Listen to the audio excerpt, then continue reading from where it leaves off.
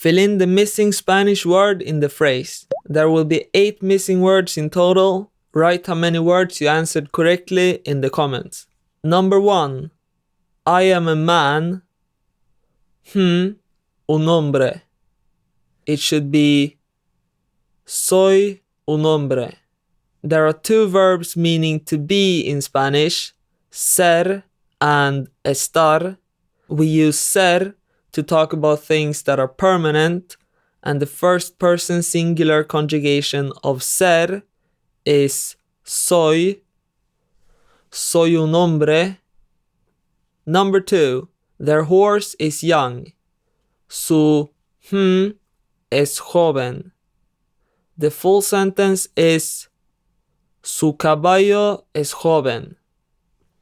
Pay attention to how the double L is pronounced.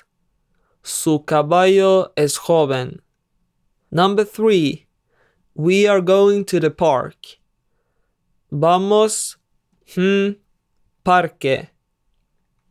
Vamos al parque.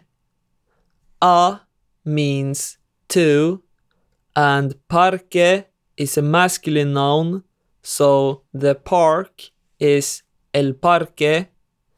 When a appears next to the definite article el, we contract the 2 words al. Vamos al parque. Number 4. We work in a factory.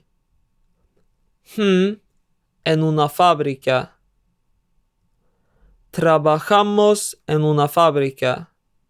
The verb trabajar means to work, and the conjugation meaning we work is trabajamos. Trabajamos en una fábrica. Number 5. Who are you? Eres. The correct answer is ¿Quién eres? Accent marks are used with question words, so don't forget the accent mark over the E. ¿Quién eres? Number 6.